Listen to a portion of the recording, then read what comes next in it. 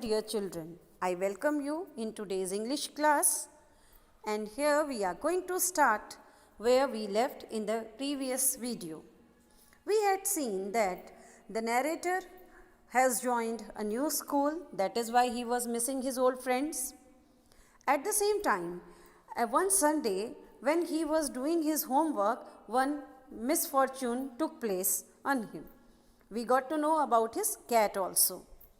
My mother kept stroking the fire to keep the house nice and warm because that was a cold day. So his mother had light fire and she was stirring it time and again so that the house would be in warm condition.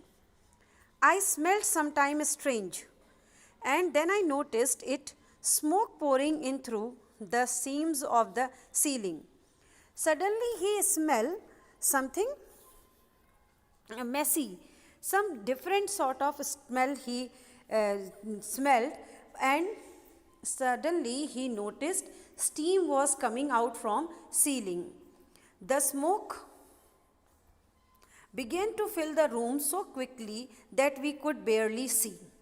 Very soon the entire room was filled with smoke and it was hardly visible anything.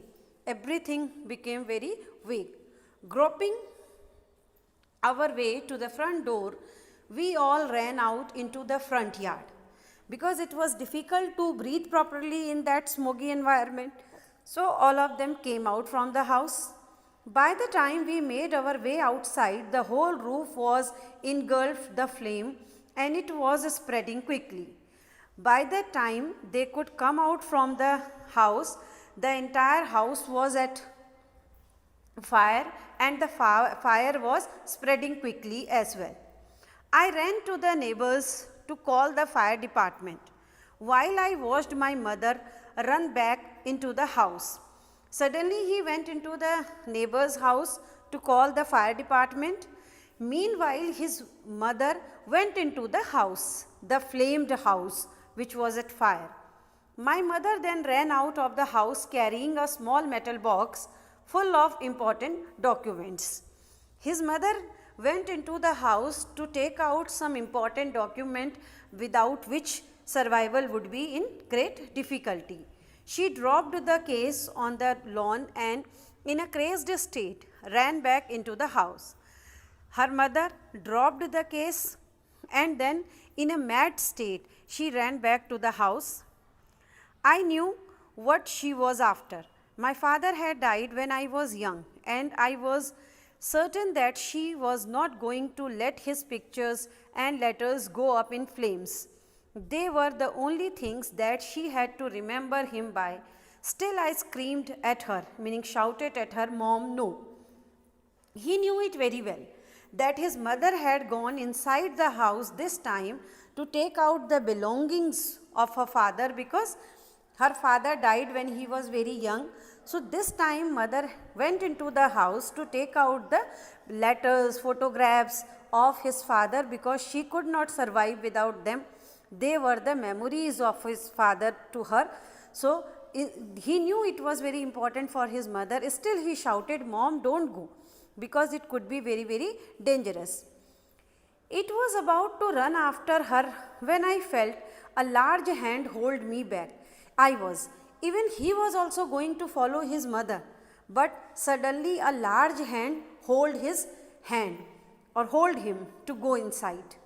He was a fireman. I had not even noticed that the street had already filled with fire trucks.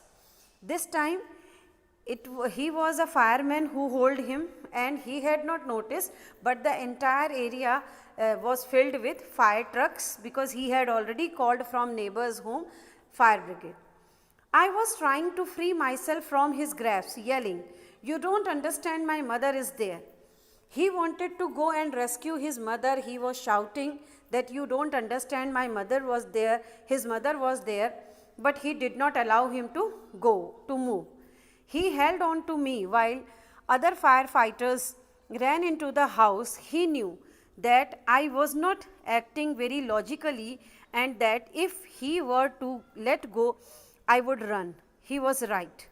Actually, the firefighter did not leave him, because he knew that time the narrator was not doing anything with sensible, logical thinking was not going on with the boy, and he knew it. The moment he would leave him, he was going to get inside, and he was absolutely correct. He wrapped a blanket around me and set me down in our car. Soon after that, a fireman emerged from our house. See, now what he did, he wrapped one blanket around him and he put him into his car. Very soon, one of the firefighter brought his mother also there in